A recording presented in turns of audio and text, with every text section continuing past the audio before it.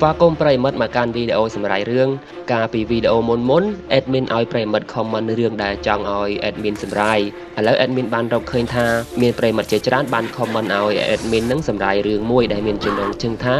Silent Hill អញ្ចឹង admin នឹងយកមកសម្រាយតែម្ដងហើយ admin ពិតជាអរគុណមែនទែនសម្រាប់ប្រិយមិត្តសម្រាប់ការ comment ទាំងអស់ហើយសម្រាប់ប្រិយមិត្តដែលបាន comment សំណូមពររឿងផ្សេង admin នឹងចាំមើលសិនថារឿងទាំងអស់នោះ admin អាចយកមកសម្រាយបានអត់បើសិនជាបាន admin នឹងយកមកសម្រាយសម្រាប់ប្រិយមិត្តតែម្ដងអូខេអញ្ចឹងកុំឲ្យខាតពេលវេលាច្រើនមកទស្សនាតែម្ដងទៅគឺរឿង Silent Hill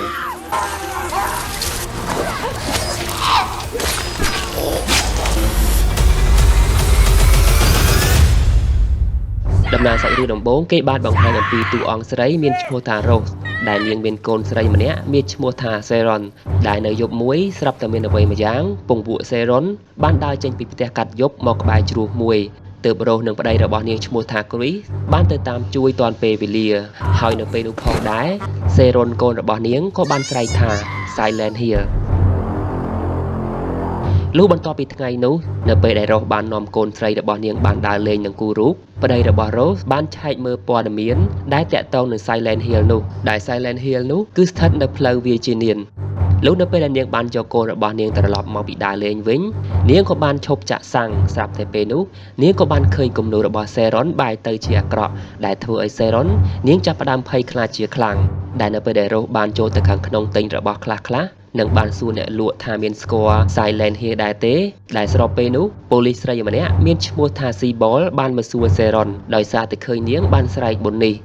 ចំណែកឯ Chris គេក៏បានទេទៅ Rose ចង់ឲ្យយក Sharon ទៅមន្ទីរពេទ្យតែ Rose បានតបទៅវិញថាថ្នាំគឺមិនអាចជួយអីបាននោះទេបន្ទាប់ពីនិយាយគ្នាបានបន្តិចនាងក៏បានឃើញប៉ូលីសនៅក្បែរឡានរបស់នាងទើបនាងឈប់និយាយទូរស័ព្ទហើយក៏បាននាំកូននាងចេញទៅ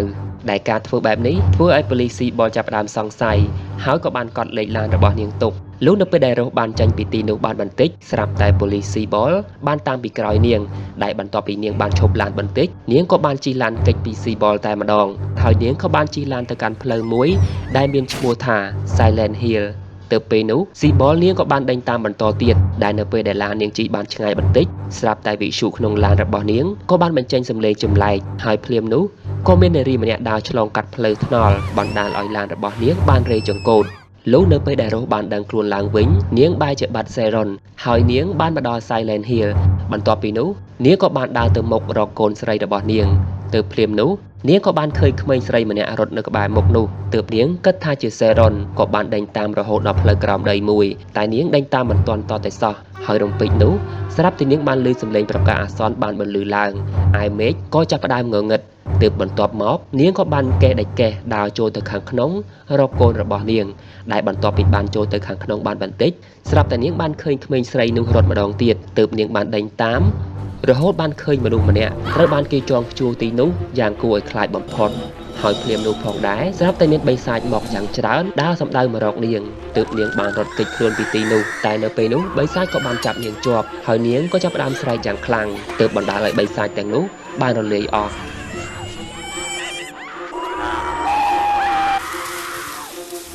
បន្ទាប់មកនាងក៏បានសន្លប់បាត់ស្មារតី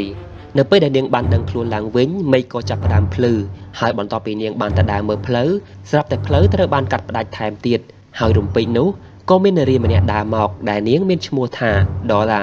ដែលនារីម្នាក់នោះនិយាយមកកាន់នាងថាមានតែភាពងងឹតមួយទេដែលអាចបិទនិងបើកទ្វាររបស់ Silent Hill បាននៅពេលឮបែបនេះ Rose ក៏បានសួររកកូនរបស់នាងទើបនារីនោះក៏បាននិយាយថាក្មេងៗទាំងអស់តែងតែបាត់ខ្លួនទាំងអស់ពួកវាបានបញ្ឆោតខ្ញុំអំពើអាក្រក់របស់គេភាពអាក្រក់របស់គេបានធ្វើឲ្យកូនរបស់ខ្ញុំឈឺចាប់បន្ទាប់ពីនោះ Rose ក៏បានយករូបថតរបស់កូនស្រីនាងមកឲ្យដុល្លារមើលស្រាប់តែនាងចាប់ផ្ដើមភ្ញាក់ផ្អើលជាខ្លាំងហើយគិតថារូបថតនោះគឺជាកូនរបស់នាងក៏បានស្រែកទាមទារតែ Rose មិនឲ្យនោះទេហើយបានរត់ចេញពីទីនោះតែម្ដងចំណែកឯ Chris ឯនេះវិញបានបាត់ប្រពន្ធអស់មួយយប់ទើបបានដើររកនៅម្ដុំ Silent Hill នោះតែបុរសម្នាក់បានឆ្លើយថាផ្លូវ Silent Hill នោះត្រូវបានគេបិទអស់រយៈពេលជាច្រើនឆ្នាំមកហើយងាកមកមើលរកអានេះបន្តទៀតនាងបានឃើញគំនូរកូនរបស់នាងជ្រុះហើយនាងបានទេទៅប្តីរបស់នាងតែទេមិនចូលទាល់តែសោះទើបនាងក៏បានផ្ញើសារសំឡេងទៅកាន់ប្តីរបស់នាងហើយភ្លាមនោះដែរប៉ូលីសស៊ីបលក៏បានមកដល់ហើយបានចាប់ដាក់ខ្នោះនាងដោយទោះជានាងបានបកស្រាយយ៉ាងណាក្តី ត ចំណែកឯគ្រាអានេះបានបើកសារសំឡេងរបស់រស់ស្ដាប់តែគេស្ដាប់មិនបានទាល់តែសោះហើយនៅពេលនោះគេក៏បានទៅដល់កន្លែងគ្រោះថ្នាក់ចរាចរណ៍មួយទើបប៉ូលីសក៏បានឲ្យគេចូលទៅមើលតែគេមិនបានឃើញប្រពន្ធគេនោះទេទើបប៉ូលីសម្នាក់ដែលមានឈ្មោះថា Thomas បាននិយាយមកកាន់គេថាកុំបារម្ភអីគឺប៉ូលីសស៊ីបុលកំពុងតែតាមរកនាងហើយងាកមកមើលរស់ឯនេះបន្តទៀតគឺប៉ូលីសស៊ីបុលប្រុងយករស់ទៅតែនៅពេលដែលដើរទៅបានបន្តិចទើបដឹងថាផ្លូវនោះត្រូវបានដាច់ហើយភ្លាមនោះដែរនាងមានអារម្មណ៍ថាមានអ្វីកំពុងតែដើរមកទើបនាងបានសុំឲ្យប៉ូលីសស៊ីបុលដោះខ្នោះនាងចេញតែប៉ូលីសស៊ីបុលនាងមិនព្រមទាល់តែសោះនៅពេលដែលពួកនាងទាំងពីរនាក់បានដើរក្រោយទៅបានបន្តិចស្រាប់តែពេលនោះមានបិសាចមួយដើរមករកពួកនាងហើយភ្លាមនោះបិសាចនោះក៏បានជះឈាមមកលើប៉ូលីសស៊ីបុលដែលធ្វើឲ្យអាវរបស់នាងរលួយហើយនាងក៏បានបាញ់បកទៅវិញឆ្លៀតពេលនោះផងដែររស់ក៏បានរត់គេចខ្លួនចេញពីទីនោះដែលនៅពេលដែលរត់បានបន្តិចនាងក៏បានរត់ចូលទៅក្នុងសាលាបឋមសិក្សាមួយហើយបានស្រែករកកូនរបស់នាងទើបនៅពេលដែលនាងបានដើរចូលទៅខាងក្នុងនាងក៏បានឆែកឆេរហើយក៏បានឃើញពិលមួយនៅក្នុងទូងាកមកមើលគ្រីអាណែបន្តទៀតគឺគេឲ្យនឹងលោកប៉ូលីស Thomas បានមកដល់ផ្លូវ Silent Hill និងបានប្រកាសសម្លេងស្វែងរករស់តែគ្មានអ្នកណាម្នាក់នៅទីនោះទេហើយពេលនោះដែរលោក Thomas បានប្រាប់ថាហាងមួយដែលនៅជាប់ផ្លូវនោះគឺជាហាងរបស់ឪពុកលោកយូរមកហើយដែលឪពុករបស់គេបានរស់នៅទីនេះតាំងពីផ្លូវទីនេះមិនទាន់បិទដែលនៅទីនេះត្រូវបានបិទនៅពេលដែលមនុស្សត្រូវបានបាត់ខ្លួនអស់ដែលមិនឃើញសូម្បីតែសាកសពបើសិនជាស្លាប់មកមើលរស់អានេះបន្តទៀតនៅពេលដែលនាងបានឆែកឆេរបន្តនាងក៏បានឃើញស្នាមដៃកូនក្មេងដែលទើបតែកាន់តុនៅទីនោះនៅពេលដែលនាងបើកតុនោះមើលស្រាប់តែនាងបានឃើញសៀវភៅមួយក្បាលដាក់ឈ្មោះថា Alessa ហើយភ្លាមនោះនាងក៏បានឃើញក្មេងស្រីម្នាក់នោះបានរត់ទីនោះម្ដងទៀតទើបនាងបានបន្តដេញតាមរហូតដល់ដេញតាមនៅក្នុងបន្ទប់ទឹកក៏បានឮសំឡេងក្មេងស្រីកំពុងតែស្រែកយំតិចតិចហើយនៅពេលដែលនាងបានបើកទ្វារបន្ទប់ទឹកនោះស្រាប់តែភ្លាមនោះនាងក៏បានឃើញសាកសពមនុស្សម្នាក់ត្រូវបានគេចងជាប់នៅទីនោះយ៉ាងគួរឲ្យខ្លាចហើយមានដុំអ្វីមួយនៅខាងក្នុងមាត់របស់សាកសពនោះទើបនាងបានដើរទៅយកហើយរត់មកខាងក្រៅវិញក៏ស្រាប់តែឃើញមនុស្សមួយក្រុមបានរត់មករកនាងទើបនាងបានចាក់សោជាប់ទើបបន្តិចក្រោយមកក្រុមមនុស្សនោះក៏បានទៅវិញហើយសំឡេងអាសន្នក៏បានបន្លឺឡើងម្ដងទៀតរំពេចនោះមេឃក៏ចាប់ផ្ដើមងងឹតហើយនៅក្នុងបន្ទប់នោះក៏ប្រែគួរឲ្យខ្លាចមិនត្រឹមតែប៉ុណ្ណោះសាកសពក្នុងបន្ទប់ទឹកនោះក៏បានคล้ายទៅជាបិសាចហើយវាបានវាមករកនាងទើបនាងបានរត់ចេញពីទីនោះហើយនៅពេលនោះផងដែររស់ក៏បានឃើញសត្វល្អិតយ៉ាងច្រើនបាននឹងកំពុងតែស៊ីមនុស្ស3នាក់នោះទើបមិនបង្អង់យូរនាងបានរត់បន្តគេចចេញពីទីនោះបន្តទៀតនៅពេលដែលរត់គេចខ្លួនចេញពីទីនោះនាងក៏បានឃើញក្មេងស្រីម្នាក់នោះកំពុងតែគូសលេងទើបមិនប្រយ័ត្ននាងក៏បានធ្លាក់ទៅខាងក្រោមបន្តិចក្រោយមកក៏មានបិសាចមួយកាន់កាំបិតយ៉ាងធំដើរសម្ដៅមករកនាងទើបនាងក៏បានងើបឡើងបន្តរត់ចេញពីទីនោះដែលស្របពេលនោះគ្រីសនិង Thomas បានពាក់ម៉ាស់ហើយបានដើរមកទីនោះផងដែរតែបែរជាមិនឃើញនាងតតែសោះគឺប្រៀបបាននឹងភពពីរផ្សេងគ្នាអញ្ចឹងដែលគ្រីសគេបានត្រឹមតែធំក្លិនទឹកអប់របស់នាងតែប៉ុណ្ណោះហើយគេបាននិយាយប្រាប់ប៉ូលីស Thomas ថាគេមានអារម្មណ៍ថានាងនៅទីនេះតែប៉ូលីស Thomas បែរជាមិនជឿហើយក៏បាននាំគេចេញទៅចំណែកឯរស់អាណេសនាងបានស្រែកយំទាំងខ្លាចទៅពេលនោះសត្វល្អិតក៏បានមករកនាងបន្តទៀតតែសំណាងល្អពេលនោះប៉ូលីសស៊ីបុលបានជួយនាងទាន់ពេលវេលានិងបាននាំនាងចូលទៅក្នុងបន្ទប់មួយតែបន្តិចក្រោយមកបិសាចកាន់កាំបិតនោះក៏បានទម្លុះទ្វារចូលមករកពួកនាងទើបពួកនាងក៏បានគេចខ្លួនពីកាំបិតធំនោះហើយប៉ូលីសស៊ីបុលនាងក៏បានបាញ់ទៅបិសាចនោះទើបបន្តិចក្រោយមកបិសាចនោះក៏បានទៅវិញហើយសត្វល្អិតទាំងនោះក៏បានងាប់និងរលាយទៅជាដូចដើមវិញ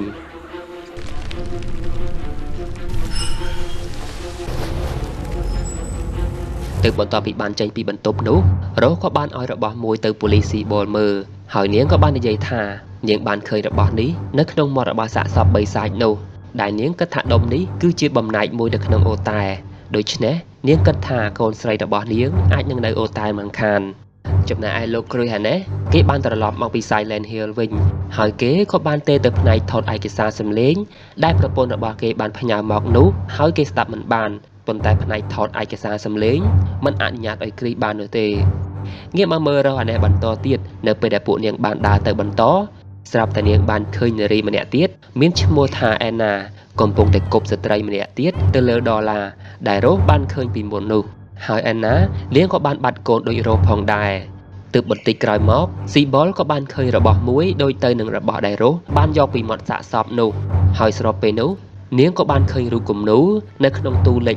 111ទើបពួកគេក៏បានសម្រេចចិត្តទៅរកបន្ទប់លេខ111នោះចំណែកឯគ្រីស្ទនេះគេបានលួចចូលទៅកន្លែងទុកឯកសារដែលនៅពេលដែលគេបានចូលទៅឆែកឆេរឯកសារដែលនៅ Silent Hill ស្រាប់តែគេក៏បានឃើញឯកសារមួយរបស់ក្មេងស្រីម្នាក់ដែលបានបាត់ខ្លួននៅ Silent Hill ដែលមានឈ្មោះថា Alessa ទើបបន្ទាប់មកគេក៏បានតាក់ទងទៅផ្នែកឯកសារដើម្បីចង់ដឹងពីអាសយដ្ឋានក្មេងស្រីនោះងាកមកមើលរស់អានេះបន្តទៀតពួកគេទាំង3នាក់បានទៅរកបន្ទប់លេខ111តែរកមិនឃើញទាល់តែសោះហើយពេលនោះនាងក៏បានឃើញរូបគំនូរមួយដែលគេគូរដុតរូបបិសាចនិងរូបក្មេងស្រីម្នាក់នៅជាប់ជញ្ជាំងនោះទើបរស់ក៏បានវះគំនូរនោះចេញក៏ស្រាប់តែឃើញបន្ទប់មួយនៅទីនោះដែលបន្ទាប់ពីបានដើរចូលទៅក្នុងបាត់បន្តិចរស់ក៏បានឃើញក្មេងស្រីម្នាក់នោះរត់ម្ដងទៀតទើបនាងក៏បានរត់ដេញតាមម្នាក់ឯងទៅដល់ខាងលើក៏បានឃើញក្មេងស្រីនោះនៅអង្គុយយំម្នាក់ឯងក្បែរជញ្ជាំងទើបនាងក៏បានព្យាយាមទៅរកក្មេងស្រីនោះដែលបន្ទាប់ពីបានទៅជិតក្មេងស្រីនោះងាកមករករស់ទើបធ្វើឲ្យនាងភ្ញាក់ផ្អើលជាខ្លាំងដោយក្មេងស្រីនោះមានមុខមាត់ដូចសេរ៉ុនកូនរបស់នាងណាស់តែភ្លាមនោះក្មេងនោះក៏បានឆាបឆេះហើយក៏ស្លាប់តែបាត់ទៅចំណែកឯស៊ីបលនិងអានណាឯណេះក៏បានមកដល់ទើបរស់ក៏បានប្រាប់ទៅស៊ីបលថាក្មេងស្រីនោះប្រកាសជាអាលីសាមិនខានហើយនាងក៏ជាកូនរបស់អ្នកស្រីដុល្លារដែរបន្ទាប់ពីនិយាយគ្នាបានបន្តិចស្រាប់តែអាណានាងក៏បានស្រែកថាមេឃចិត្តងងឹតហើយទើបពួកគេក៏បាននាំគ្នារត់ចេញមកខាងក្រៅនិងប្រុងនាំគ្នាចូលទៅវិហារមួយដែលវិហារនោះមានរូបរាងដូចនឹងរូបគំនូរដែលរស់បានឃើញហើយរំពេចនោះផងដែរស្រាប់តែមានមនុស្សជាច្រើនមិនដឹងមកពីណានោះទេបានរត់ចូលទៅក្នុងវិហារនោះចំណែកឯដុល្លារឯនេះនាងក៏បានដើរចេញមកហើយបានខាត់ប៉ូលីសស៊ីបលមិនឲ្យនាងចូលទៅក្នុងចូលរួមជាមួយពួកគេនោះទេតែប៉ូលីសស៊ីបលនាងបែរជាមិនស្ដាប់តតែសោះចំណែកឯអានណាឯនេះនាងក៏បានយកដុំថ្មគប់ទៅដុល្លារនិងបានស្រែកថាដុល្លារគឺជាស្រីបោកប្រាស់រីឯរស់នាងក៏បានមករកអ្នកស្រីដុល្លារដោយនិយាយថានាងបានឃើញអាលីសាកូនរបស់អ្នកស្រីដុល្លារតែនាងគឺត្រូវបានស្លាប់បាត់ទៅហើយបន្ទាប់ពីឮបែបនេះដុល្លារបាននិយាយថាបិសាចនឹងមកសងសឹកត្រូវតែប្រយ័ត្ននឹងជំរឿសរបស់នាងបន្ទាប់ពីនិយាយហើយស្រាប់តែមេឃក៏ចាប់ផ្ដើមងងឹតទើបស៊ីបលនិងរស់បានរត់ចូលទៅខាងក្នុងតែអានណាឯនេះនាងបែរជាយកដុំថ្មប្រងគប់ទៅដុល្លារតែស្រាប់តែពេលនោះបិសាចក៏បានសម្លាប់នាងតែម្ដង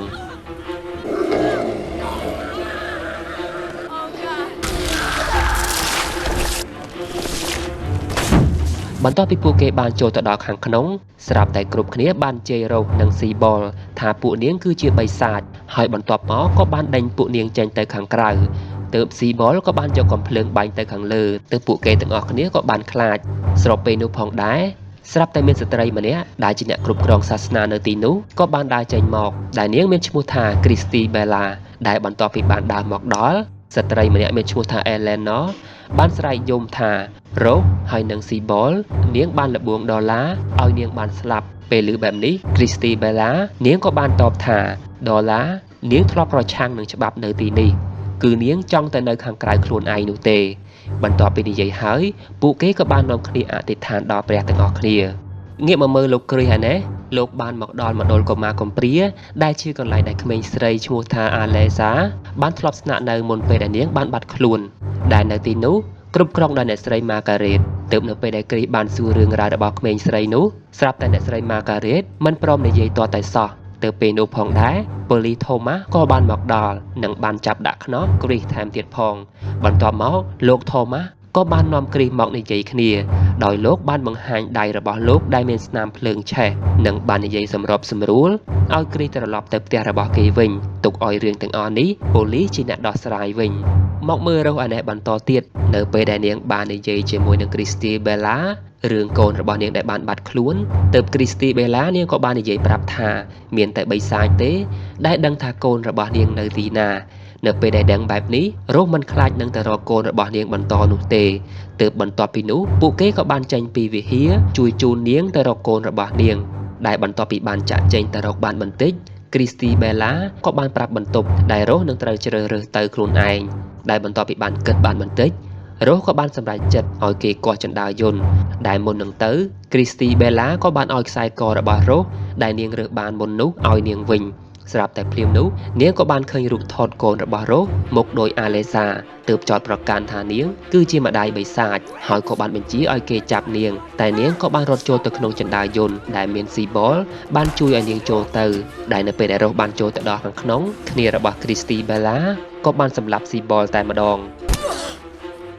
បន្ទាប់មករ៉ូសក៏បានចូលមកដល់ខាងក្រោមហើយនាងក៏បានដើរទៅរកបន្ទប់ដែលនាងចង់ទៅដែលបន្ទាប់ពីទៅបានបន្តិចស្រាប់តែនាងក៏បានវាក់ជាមួយនឹងបិសាចមួយក្រុមទើបរ៉ូសនាងក៏បានដើរថយក្រោយតិចៗនៅពេលដែលនាងបានបិទពិលវិញបិសាចនោះក៏លែងរើបំរាស់បន្ទាប់មកនាងក៏បានដើរទៅមុខឆ្លងកាត់បិសាចនោះដោយប្រុងប្រយ័ត្នបំផុតតែនៅពេលដែលនាងដើរទៅបានបន្តិចបិសាចនោះក៏បានឮសំឡេងនាងហើយបានព្យាយាមកាប់ទៅនាងតែវាបានកាប់ត្រឹមតែគ្នារបស់វាតែប៉ុណ្ណោះបន្ទាប់ពីបានចេញពីបន្ទប់នោះស្រាប់តែក្មេងស្រីម្នាក់នោះបានបង្ហាញការពិតទៅរស់ទាំងអស់ដោយការស្រមៃដែលការដែលមុនពេលអាលីសាត្រូវបានបាត់ខ្លួនគឺការនោះម្ដាយរបស់អាឡេសាបានយកនាងទៅមណ្ឌលកុមារកំព្រារបស់អ្នកស្រីម៉ាការ៉េតហើយក្មេងៗនៅទីនោះគឺស្អប់នាងនឹងជេរនាងថាជាធ្មប់ថែមទៀតទើបពេលនោះដុល្លារម្ដាយរបស់នាង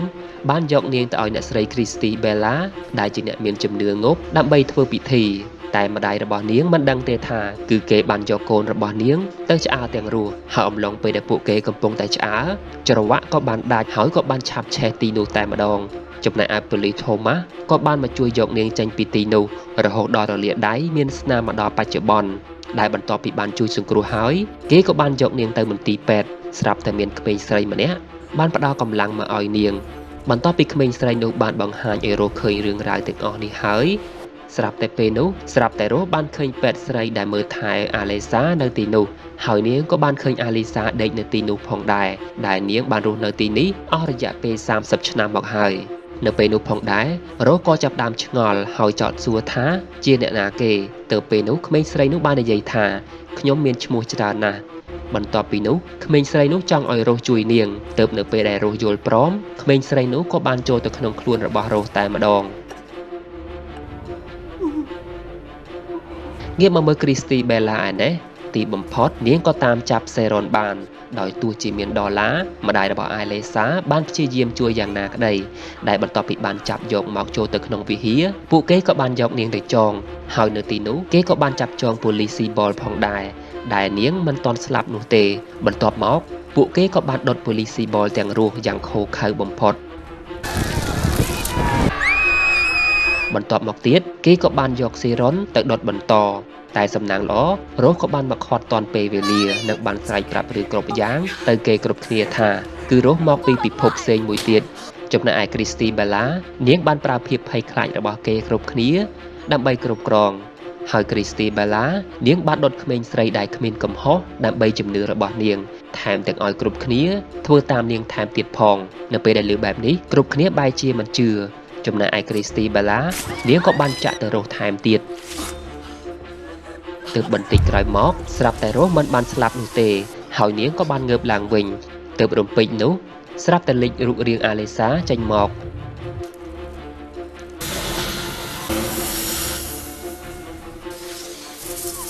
ហើយបានចាប់យកគ្រីស្ទីបែឡាដោយប្រើលួសនិងបានចាក់ទម្លុះរាងកាយនាងជាច្រើនដងហើយទីបំផុតអាលីសានាងក៏បានហែកគ្រីស្ទីបែឡាជាច្រើនចំណែកយ៉ាងគួរឲ្យខ្លាចចំណែកឯអ្នកពាក់ព័ន្ធផ្សេងទៀតរបស់គ្រីស្ទីបែឡាក៏ត្រូវបានសម្លាប់ផងដែរ